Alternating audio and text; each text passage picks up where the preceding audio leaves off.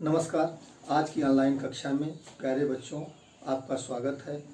वर्तमान में आपको मेंडलीव की आवर्त सारणी के विषय में अध्ययन कराया जा रहा है और आशा है कि आप अध्ययन कर रहे होंगे और अपने विषय को गंभीरता से ले रहे होंगे।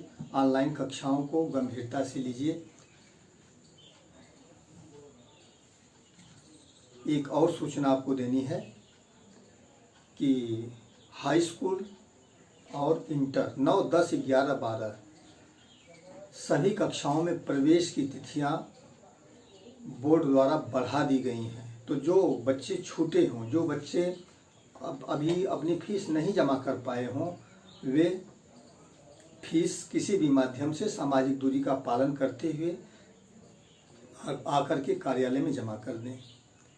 और थोड़ा सा हम आपको कोविड-19 के विषय में भी सचेत कर दें कि वर्तमान में ये कोरोना वायरस जो है एयर स्प्रेड हो चुका है, ऐसा माना जा रहा है, क्योंकि संक्रमितों की संख्या ज़्यादा हो गई है। तो ऐसे में आपको अब मास्क लगाना, अगर बाहर निकलते हैं भीड़ भाड़ वाले इलाकों में तो मास्क लगाना अनिवार्य है। और अपनी जेब में हमेशा छोटी शीशी में एक सैनिटाइज़र रखिए। घर पे साबुन का प्रयोग करिए और रास्ते में साबुन और पानी लेके नहीं चल सकते हैं तो अपनी जेब में सैनिटाइज़र रखिए। और जहाँ कहीं भी आपको लगता है कि हमारा हाथ कहीं किसी वस्तु को, किसी व्यक्ति को छूने से संक्रमित हो गया है, वहाँ आप अपने हाथ को सैनिटाइज़र से साफ कर लें। और इसके बाद ही मुंह और नाक को अगर आवश्यक हो तो छुएं। मुंह नाक को छूने से आँख भी है उसमें, नाक आँख मुंह को बार बार छूने से बचें। और ऐसे में आप अपने आप को बचाए रख सकते हैं और अपने सहयोगियों की मदद कर सकते हैं, अपने सगे संबंधियों की मदद कर सकते हैं। हम अपने कक्षा पे वापस आते हैं।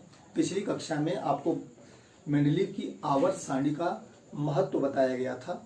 आज हम मेंडलीव की आवर्त सारणी के दोष के विषय में थोड़ी चर्चा करेंगे।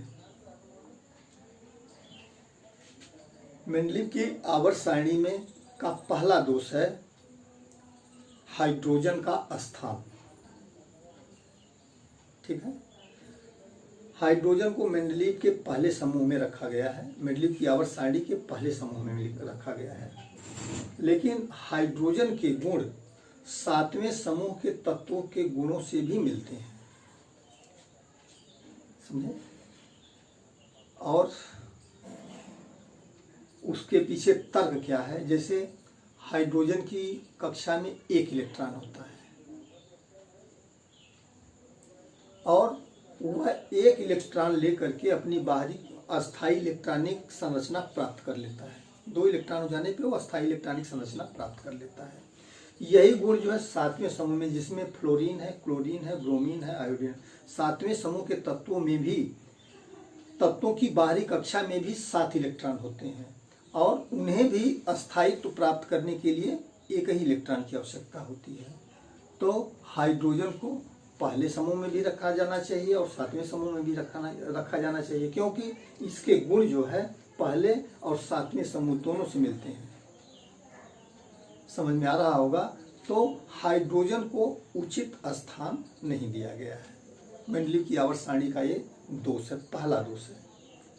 दूसरा दोष क्या है कि मेंडलीव ने जो आवर्त नियम बनाया था कि हम अपनी आवर्त सारणी को बढ़ते हुए परमाणु भारों के क्रम में रखेंगे, लेकिन मेंडलीव ने कहीं कहीं पर अधिक परमाणु भार वाले तत्वों को पहले और कम परमाणु भार वाले तत्वों को बाद में रखा। माने अपने ही नियम का उन्होंने उल्लंघन किया है। ये मेंडलीव की आवर्त सारणी की एक विशेषता है, ये एक दोष है। विशेषता क्या, सारी दोष है। तीसरा, समस्थानिक और संभारिकों के लिए उचित स्थान नहीं इसमें है। आपको ये शब्द नए लग रहे होंगे, आज इसी पे चर्चा करेंगे और इसी पे क्लास हम स्टार्ट करेंगे। समस्थानिक क्या होता है? पहले समस्थानिक जानते हैं क्या होता है? इन्हें कहा जाता है आइसोटोप।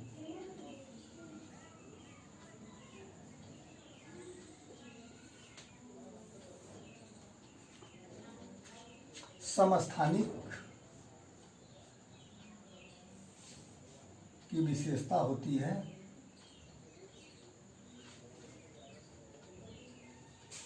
समस्थानिकों का परमाणु क्रमांक समान होता है और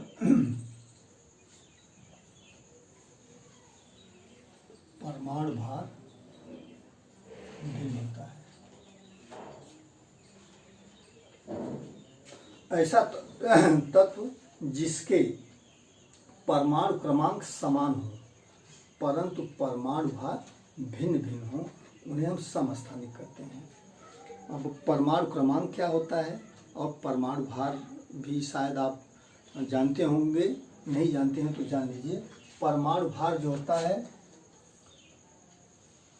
कोई भी परमाणु इलेक्ट्रॉन, प्रोटॉन और न्यूट्रॉन से बनता है, तो परमाणु भार जो होता है, प्रोटॉन को हम P लिख रहे हैं, प्रोटॉनों की संख्या धन न्यूट्रॉनों की संख्या को परमाणु भार कहा जाता है।